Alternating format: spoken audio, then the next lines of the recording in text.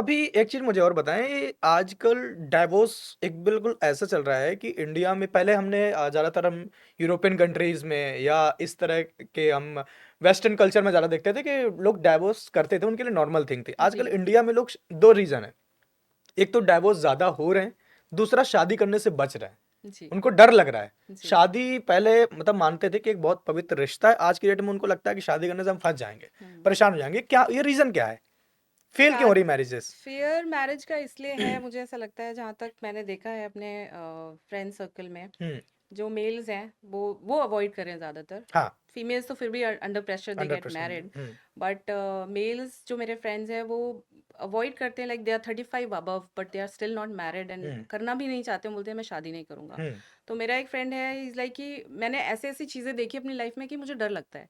And another friend of mine, उनका past जो experience अपने पेरेंट्स के साथ है, हुँ, तो वो चीज़ को लेके वो फेयर है उनके मन में कि मतलब उन्हें ऐसा लगता है कि मैरिजेस वर्क नहीं करती हैं। हुँ, तो ये एक फेयर है। सेकेंडली, फ्रीडम चाहिए आजकल सबको। हुँ, तो वो एक बहुत बड़ा रीज़न है कि आप चाहते हैं कमिटमेंट ना हो, अकेले रहना चाहते हैं, बिकॉज हुँ, आप अगर आप इतने लंबे टाइम तक अकेले हैं, प्लस लोग एक्सप्लोर बहुत कर रहे हैं आजकल। हुँ, तो वो जब इतनी चीज़ें एक्सप्लोर कर रहे हैं हर किसी के साथ, तो वो देखते हैं कि रियलिटी में होता क्या है।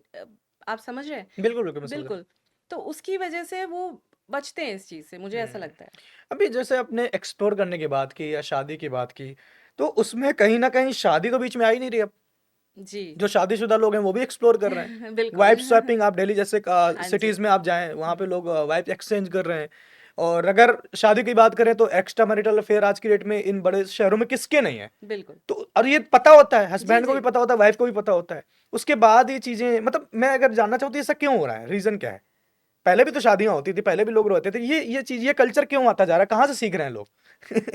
पहले जो क्या होता था, मैरिज का जो इंस्टीट्यूशन है बहुत प्योरली होता था, और वो राइट। प्योरली बेस्ड होता था कि भाई शादी करनी है और बच्चे करने हैं। हुँ, ठीक है, अभी क्या हो रहा है कि आपने एक ब्रिज है सपोज, हुँ, तो उसका इंस्टीट्यूशन ये था बेस कि हुँ, शादी, बच्चे और नाम आगे बढ़ाना है, हुँ, बहुत पहले। हुँ, फिर धीरे धीरे क्या हुआ, आप अलग रहने लगे, एक्सपेक्टेशन बढ़ने लगी, पहले बिजी रहते थे ज़्यादा सब हुँ, लोग। हुँ, मैरिज में इतना प्रॉब्लम्स नहीं होती थी, और होती भी थी तो लोग एक्सेप्ट कर लेते थे, हुँ, बिकॉज विमेन जो थी इतनी इंडिपेंडेंट पहले नहीं थी। हुँ, आजकल जो मैंने देखा डिवोर्स के जो मेन रीजंस हैं, वो इसलिए होते हैं कि एक तो बहुत ज़्यादा इंडिपेंडेंट हो गए लोग, महत्वाकांक्षी जो बोलते हैं कि सब हुँ, अपनी अपनी उसको गोल्स को सेट करते हैं और पर्सनली वो उसको लेना चाहते हैं, और अगर वो पार्टनर से फुलफिल नहीं हो रहा तो वो बाहर कहीं देखते हैं। हुँ, सेकेंडली, जो सबसे ज़्यादा डिवोर्स हो रहे हैं वो आप देखें तो 40 प्लस ऊपर ही, मतलब आप ऐसे नहीं कह हुँ, सकते, लोग रह रहे हैं साथ में। Hmm, they will stay for 10 years, 15 years. उसके बाद क्या होता है कि एक टाइम के बाद प्लेट्यू आ जाता है ना हुँ, रिलेशनशिप में,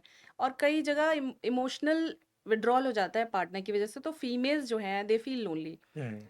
तो मुझे ऐसा लगता है जो मेरे पास क्लाइंट्स हैं जो डिवोर्स ले रहे हैं, वो इसी रीज़न से है कि हमें इमोशनल नहीं मिल रहा है, पैम्परिंग नहीं मिल रही है, जो कि पैम्परिंग नहीं मिल पहले रही है। शुरुआत के 10 सालों में मिल रही थी। जी, इतना अटेंशन मिल रहा था, जी। सारी चीज़ें ट्रीटमेंट और एक्साइटमेंट सारी चीज़ें रहती थी, अब वो 10 साल बाद वो चीज़ें नहीं हो पा नहीं हो रही हैं। पा रही है, करेक्ट। हुँ, तो जैसे मेरी एक क्लाइंट है, वो उनका डिवोर्स हो रहा है, but she is married for only 2 years, 2 साल हुए उनकी ओके। शादी को, एंड उनका डिवोर्स हो रहा है। एंड प्रॉब्लम ये है कि डिवोर्स वो नहीं चाहती है, हुँ, डिवोर्स उनके पेरेंट्स चाहते हैं, बिकॉज अब्यूजर है उस हस्बैंड। अच्छा। तो वो मारपीट करते हैं घर पे, हुँ, एंड देन तो वही मैं जो कह रही थी कि अपने अब्यूजर से ही आपको प्यार हो जाता है, उसको हुँ, स्टॉकहोम सिंड्रोम कहते हैं, तो वो hmm, she is not able to detach. Hmm, तो बोलती है मुझे डिटैच होना है।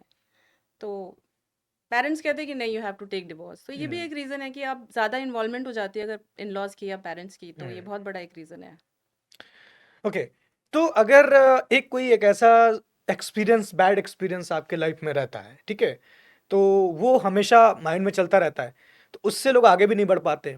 जी, एक बहुत बड़ा रीज़न ये भी है कि शादी ना करने का, क्योंकि किसी के बैक में एक बहुत बड़ा अच्छा एक्सपीरियंस नहीं रहा, तो उनको लगता है कि आगे इस तरह का फिर होगा और ये प्रॉब्लम जो मैं फेस करके निकला हूँ, बाहर निकल पाऊँ। तो इसको बेसिकली मूव ऑन कैसे कर सकते हैं? अगर आप एक एक्सपर्ट हैं, लाइफ कोच हैं, आपके नज़रिए से किसी को किसी रिलेशनशिप से इमोशनली डिटैच होना हो, तो मूव ऑन करने के लिए क्या-क्या स्ट्रेटजी करनी चाहिए और कैसे निकलना चाहिए? मूव ऑन करने के लिए देखिए, सबसे पहले तो आपको मतलब आप ऐसे नहीं कह सकते कि कल मेरा ब्रेकअप हुआ या कल मेरा डिवोर्स हुआ हुँ, तो मैं आज, आपको टाइम लगेगा ही लगेगा। Hmm, so time is the best healer. Hmm, अभी आपको फिजिकली चोट लगती है, उसको भी हील होने में 15 दिन लगते हैं। हुँ, तो ये तो वो फिजिकल दिखने वाली चोट है। हुँ, आपको दिल पे जो चोट लगी है वो हील होने में आपको कितना टाइम लगेगा? हुँ, सालों लग जाते हैं।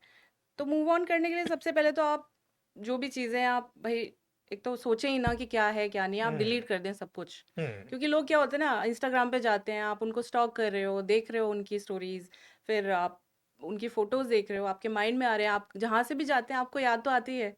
तो हुँ, याद हमेशा रहेगी, बट आपको आगे निकलना पड़ेगा उससे। हुँ, तो ये चीज़ें हैं, और दूसरी चीज़, आप मेंटली अपने आप को इतना स्ट्रांग बनाएं और अपनी पर्सनल डेवलपमेंट पे काम करें कि आप, और सबसे सबसे बड़ा ये होता है कि success is the greatest revenge. Hmm, आप अपने आप को ग्रो करने पे फोकस करें, तो ये सबसे बड़ा मूव ऑन है। और वो चीज़ें, अब हम जो कहते हैं ना मूव ऑन होता क्या है, अभी आजकल तो लोग हर 2-2 दिन में मूव ऑन कर रहे हैं।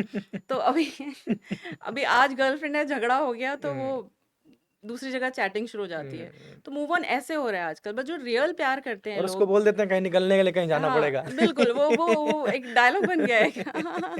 कहीं पहुँचने के लिए कहीं से तो निकलना पड़ेगा। नहीं, तो आपने बिल्कुल सही बात बोली।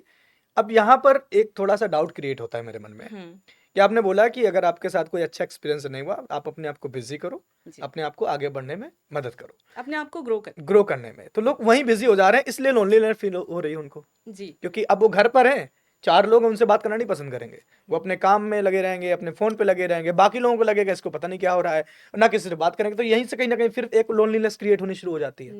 तो ये चीज़ है, आपको अपने एक आस-पास ऐसे लोगों को रखना हुँ, है, मतलब लोनलीनेस क्रिएट तो होती है, हुँ, ठीक है, बट एक चीज़ और देखिए, जैसे-जैसे आप ग्रो करते हैं ना, जैसे आप लैडर चढ़ते हैं, तो आप हुँ, अकेले होते जाते हैं, क्योंकि जो हुँ। लोग आपकी फ्रीक्वेंसी को मैच नहीं मैच करेंगे नहीं कर ना, पाएँगे, वो आपके वो साथ आपके नहीं रह पीछे रह पाएँगे। जाएँगे। बिल्कुल, बिल्कुल सही तो बात है। आपको वो चीज़ तो फेस करनी पड़ेगी, प्रोफेशनली अगर हम बात करें। हुँ, बट इमोशनली हम बात करें तो वो आपके हाथ में है, आपको ऐसे लोगों के साथ कनेक्ट होना पड़ेगा, आपको अपने आप को ऐसे लोगों से सराउंड करना होगा, जो आपकी लाइफ में, अगर एक बंदा भी ऐसा है ना, जो आपको कहता है कि भाई, I believe in you, hmm, only one person you need to believe in you, hmm, तो आप लाइफ में कुछ भी कर सकते हो। बिल्कुल सही बात है।